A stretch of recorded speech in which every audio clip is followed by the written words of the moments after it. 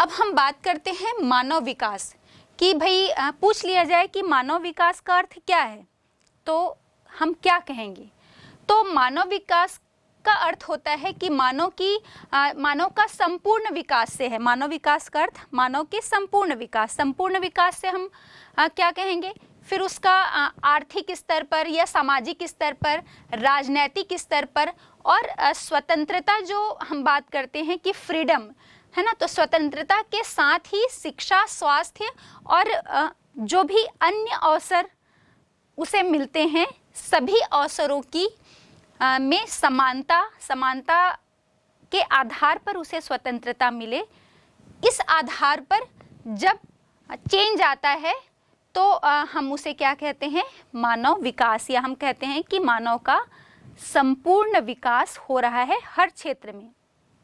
आर्थिक क्षेत्र में भी अर्थव्यवस्था जो है वो विकास कर रही है। राजनैतिक क्षेत्र में भी विश्व स्तर पर उस देश की एक प्रभुसत्ता स्थापित हो गई है ना। वहाँ पर और किस आधार पर कहेंगे कि इकोनॉमी तो है ही, उस इकोनॉमी के डेवलपमेंट होने के लिए जितनी आधुनिकतम तकनीकें जो हैं वो वहाँ पर प्रयोग की जा रही हैं, और वो तब प्रयोग की जाएंगी जब उस देश का जो नागरिक है वो खुद ही एक उन्नतशील प्रौद्योगिकी से लैस होगा। हम कह सकते हैं कि ये सारी जानकारियाँ, सभी बातों का ज्ञान जो है वो उसे होगा, तभी तो वो अपने देश को इस विकास की तरफ अग्रसर कर सकता है। क्योंकि हम जब भी सभी संसाधनों की बात करते हैं तो उसमें सबसे महत्वपूर्ण संसाधन जो है वो कौन है, मनुष्य स्वयं है, मानव खुद है, जो कि अन्य सभी संसाधनों का विकास करता है या उसे अपने उपयोग के लायक बनाता है। तो सर्वाधिक महत्वपूर्ण संसाधन तो मनुष्य ही है। तो मनुष्य का जब समुचित विकास होगा और हर क्षेत्र में विकास होगा, तभी हम उसे मानव विकास कहेंगे। हाँ, एक दूसरी चीज़ और है कि जब मानव विकास हो रहा है तो हम कह रहे हैं कि मानव विकास का मतलब है ये सभी क्षेत्र में तो उसका विकास ही होगा, लेकिन साथ ही साथ सार्थक जीवन होना चाहिए। ये नहीं भाई कि उसकी जीवन प्रत्याशा बढ़ गई, 100 साल तक कोई आदमी जी रहा है ना। हम कह रहे हैं कि इस देश की जो जीवन प्रत्याशा है वो 80 की उम्र है। तो ज़्यादा जीवन या लंबी आयु जीवन जीने से उसका तात्पर्य बिल्कुल नहीं है सार्थक जीवन का। सार्थक जीवन का मतलब होता है कि आपके जीवन का एक उद्देश्य होना चाहिए। उद्देश्यपूर्ण जीवन जीने को ही हम क्या कहते हैं, सार्थक जीवन। तो मानव विकास का अर्थ होता है कि मानव का संपूर्ण विकास से है। मानव विकास का अर्थ मानव के संपूर्ण विकास से हम क्या कहेंगे। फिर उसका आर्थिक स्तर पर या सामाजिक स्तर पर, राजनैतिक स्तर पर और स्वतंत्रता जो हम बात करते हैं कि फ्रीडम है ना, तो स्वतंत्रता के साथ ही शिक्षा, स्वास्थ्य और जो भी अन्य अवसर उसे मिलते हैं, सभी अवसरों की में समानता के आधार पर उसे स्वतंत्रता मिले। इस आधार पर जब चेंज आता है तो हम उसे क्या कहते हैं, मानव विकास, या हम कहते हैं कि मानव का संपूर्ण विकास हो रहा है हर क्षेत्र में। आर्थिक क्षेत्र में भी अर्थव्यवस्था जो है वो विकास कर रही है। राजनैतिक क्षेत्र में भी विश्व स्तर पर उस देश की एक प्रभुसत्ता स्थापित हो गई है ना। वहाँ पर और किस आधार पर कहेंगे कि इकोनॉमी तो है ही, उस इकोनॉमी के डेवलपमेंट होने के लिए जितनी आधुनिकतम तकनीकें जो हैं वो वहाँ पर प्रयोग की जा रही हैं, और वो तब प्रयोग की जाएंगी जब उस देश का जो नागरिक है वो खुद ही एक उन्नतशील प्रौद्योगिकी से लैस होगा। हम कह सकते हैं कि ये सारी जानकारियाँ, सभी बातों का ज्ञान जो है वो उसे होगा, तभी तो वो अपने देश को इस विकास की तरफ अग्रसर कर सकता है। क्योंकि हम जब भी सभी संसाधनों की बात करते हैं तो उसमें सबसे महत्वपूर्ण संसाधन जो है वो कौन है, मनुष्य स्वयं है, मानव खुद है, जो कि अन्य सभी संसाधनों का विकास करता है या उसे अपने उपयोग के लायक बनाता है। तो सर्वाधिक महत्वपूर्ण संसाधन तो मनुष्य ही है। तो मनुष्य का जब समुचित विकास होगा और हर क्षेत्र में विकास होगा, तभी हम उसे मानव विकास कहेंगे। हाँ, एक दूसरी चीज़ और है कि जब मानव विकास हो रहा है तो हम कह रहे हैं कि मानव विकास का मतलब है ये सभी क्षेत्र में तो उसका विकास ही होगा, लेकिन साथ ही साथ सार्थक जीवन होना चाहिए। ये नहीं भाई कि उसकी जीवन प्रत्याशा बढ़ गई, 100 साल तक कोई आदमी जी रहा है ना। हम कह रहे हैं कि इस देश की जो जीवन प्रत्याशा है वो 80 की उम्र है, तो ज़्यादा जीवन या लंबी आयु जीवन जीने से उसका तात्पर्य बिल्कुल नहीं है सार्थक जीवन का। सार्थक जीवन का मतलब होता है कि आपके जीवन का एक उद्देश्य होना चाहिए। उद्देश्यपूर्ण जीवन जीने को ही हम क्या कहते हैं? सार्थक जीवन। और ये हम इस पिक्चर से आप समझ सकते हैं। यहाँ 2 पिक्चर आपको नज़र आ रहे होंगे। एक व्यक्ति जो है वो बेचारा सा बैठा हुआ है और कह रहा है कि भाई कल का क्या है हमें तो पता नहीं, आज जैसे जी रहे हैं वैसे जी ले रहे हैं, पता नहीं कल क्या होगा, कल रहेंगे या नहीं रहेंगे। इस व्यक्ति के जीवन का कोई उद्देश्य जो है वो नज़र नहीं आ रहा है। लेकिन यही दूसरे पिक्चर में आप देख रहे हैं कि एक लड़की है और वो कह रही है कि मैं आगे पढ़ना चाह रही हूँ, बढ़ना चाह रही हूँ और कुछ बनना चाह रही हूँ। कुछ बनना चाह रही हूँ मतलब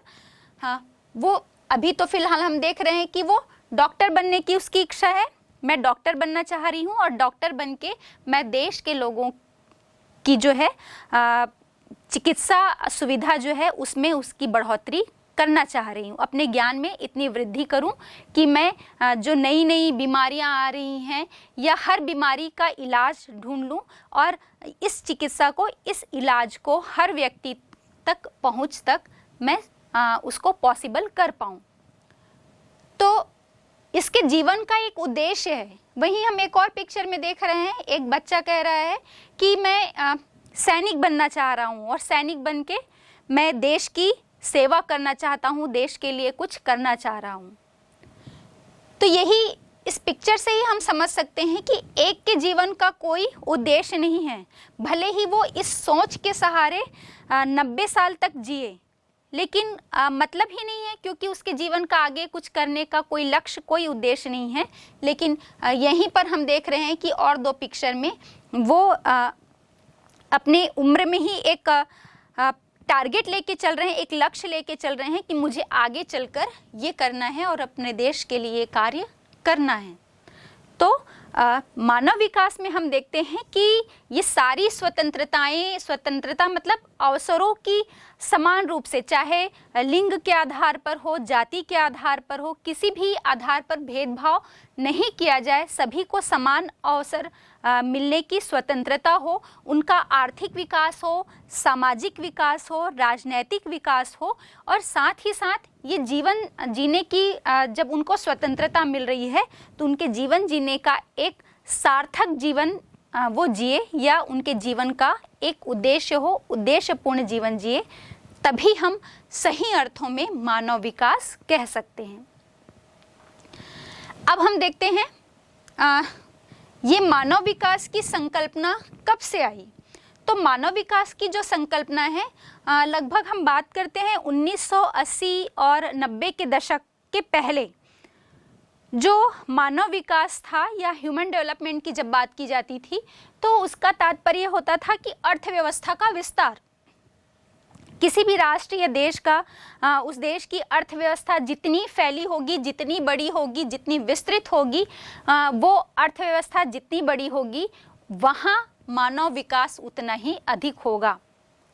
लेकिन भाई फिर धीरे धीरे ये इस चीज़ को बदलने की आवश्यकता महसूस की जाने लगी कि भाई सिर्फ अर्थव्यवस्था में बदलाव या अर्थव्यवस्था के बड़ा होने से ही हम मानव विकास नहीं कह सकते। हमें एक इसमें सकारात्मक परिवर्तन के साथ साथ गुणात्मक चेंज या गुणात्मक परिवर्तन की बात की गई, या ये विचार किया गया कि जब तक किसी देश की अर्थव्यवस्था या उस देश में, राष्ट्र में गुणात्मक परिवर्तन नहीं आता तब तक हम उसे मानव विकास नहीं कह सकते। तो अब हम जब गुणात्मक परिवर्तन की बात कर रहे हैं तो क्या होगा। तो उस गुणात्मक पक्ष के या हम कहें कि विकास के जो कुछ मुख्य केंद्र बिंदु हैं वो कौन कौन से होंगे, किस आधार पर हम कहेंगे कि उसमें गुणात्मक परिवर्तन हो रहा है, या उसका हम मापन कैसे करेंगे, किस आधार पर कहेंगे कि वहाँ मानव विकास हो रहा है। तो इस मानव विकास के जो केंद्र बिंदु हैं या उसके दूसरे पक्ष की हम बात करें तो 3 जो आपको दिख रहे हैं, पहला शिक्षा, दूसरा स्वास्थ्य और तीसरा है क्रय शक्ति। इन 3 बातों के आधार पर ही हम कह सकते हैं कि मानव विकास वहाँ किस अवस्था में है या उसका मेजरमेंट कर सकते हैं। शिक्षा, तो ज्ञान प्राप्त कर पाना, मतलब किसी देश में हम कह रहे हैं जनसंख्या, तो अभी हमने बात की थी ना कि भाई बढ़ रही है, लगातार ग्रोथ हो रहा है, वृद्धि हो रही है, लेकिन वहाँ पर लोगों को, वहाँ के नागरिकों को शिक्षा जो है वो नहीं मिल पा रही है, तो हम कैसे कहेंगे कि उस देश का विकास जो है वो हो रहा है ना। गरीबी बढ़ रही है, गरीबी के कारण लोग कह रहे हैं कि भाई चलो 5 साल का या 8 साल का बच्चा हुआ तो पढ़ने में तो कुछ रखा नहीं है, चलो हमारे साथ काम करने और मजदूरी करने के लिए जो पेरेंट्स हैं, माता पिता हैं, वो अपने पास ले गए कि भाई चलो पैसे की कुछ तो आवक होगी, आय का कुछ तो सोर्स होगा। तो उनके पढ़ने में रुकावट आ गई। आप कई बार बाजार जाते होंगे सब्जी लेने के लिए, तो सब्जी लेने जब जाते होंगे आप तो देखते होंगे कि अपने माता या पिता के साथ एक कुछ छोटे बच्चे या हम कहें कि 10-15 साल का बच्चा भी वहाँ जो है वो सब्जी बेचने के लिए बैठा हुआ है। तो क्यों, क्या बात है, मतलब उनके पास पैसे नहीं है, इनकम नहीं है, गरीबी है, और उस गरीबी से मजबूर होकर वो काम करने के लिए मजबूर हो गए हैं। वो स्कूल जाने की उनकी इच्छा तो है, शिक्षा प्राप्त करने की इच्छा तो है उनकी, लेकिन वो शिक्षा प्राप्त नहीं कर पा रहे हैं क्योंकि वो गरीबी जो है वो कार्य करने के लिए उनको मजबूर कर रही है। दूसरा, स्वास्थ्य। स्वास्थ्य भी एक महत्वपूर्ण केंद्र बिंदु है मानव विकास का कि भाई जितनी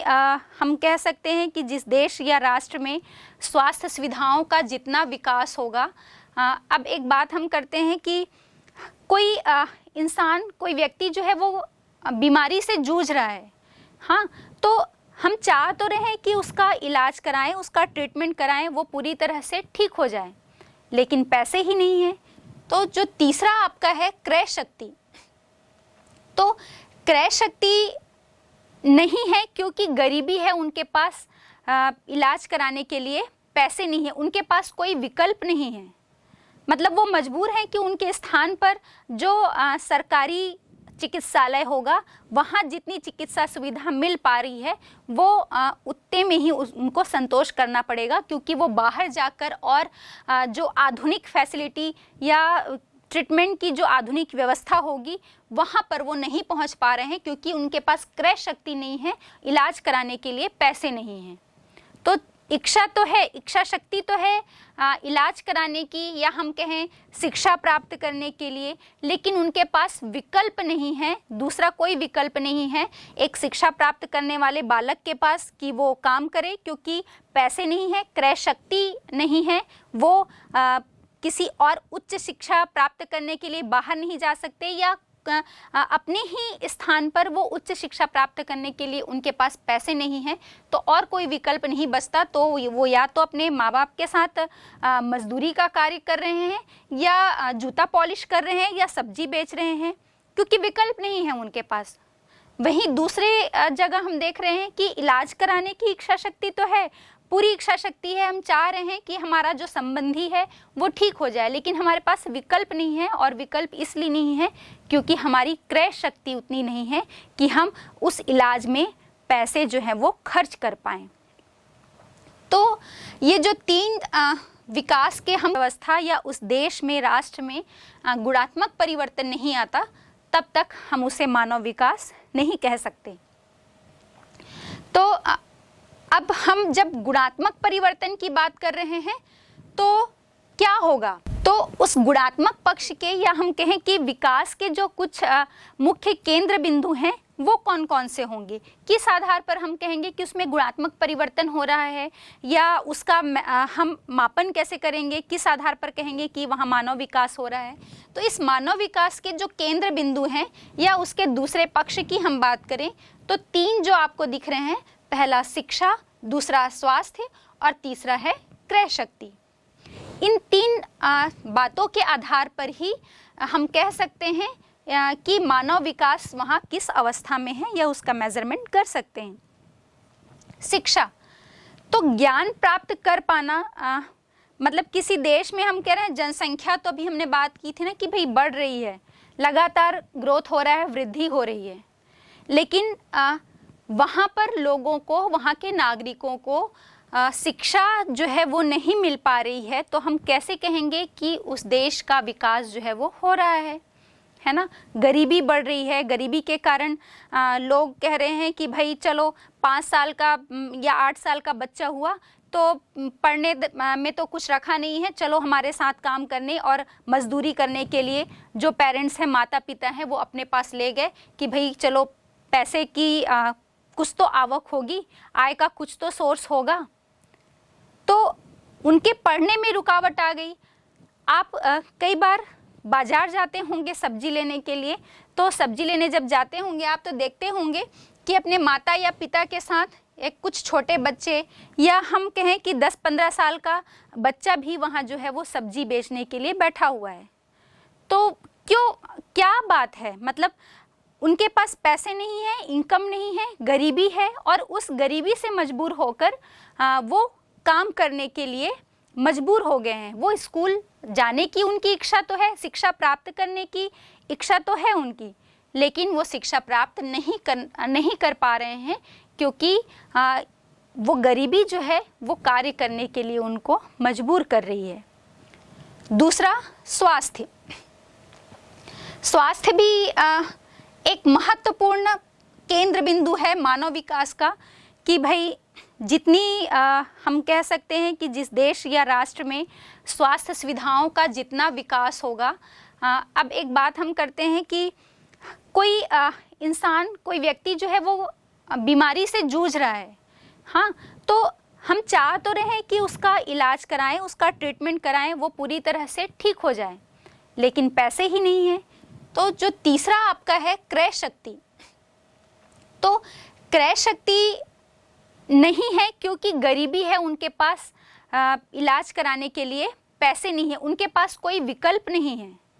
मतलब वो मजबूर हैं कि उनके स्थान पर जो सरकारी चिकित्सालय होगा वहाँ जितनी चिकित्सा सुविधा मिल पा रही है वो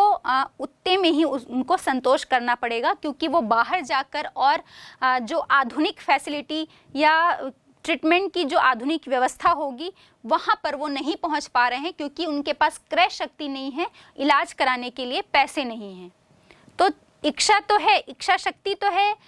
इलाज कराने की या हम कहें शिक्षा प्राप्त करने के लिए, लेकिन उनके पास विकल्प नहीं है, दूसरा कोई विकल्प नहीं है एक शिक्षा प्राप्त करने वाले बालक के पास कि वो काम करे, क्योंकि पैसे नहीं है, क्रय शक्ति नहीं है, वो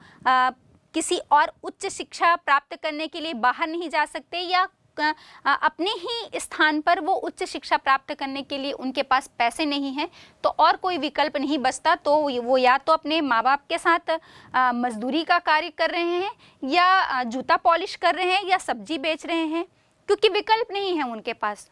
वहीं दूसरे जगह हम देख रहे हैं कि इलाज कराने की इच्छा शक्ति तो है, पूरी इच्छा शक्ति है, हम चाह रहे हैं कि हमारा जो संबंधी है वो ठीक हो जाए, लेकिन हमारे पास विकल्प नहीं है, और विकल्प इसलिए नहीं है क्योंकि हमारी क्रय शक्ति उतनी नहीं है कि हम उस इलाज में पैसे जो हैं वो खर्च कर पाएँ।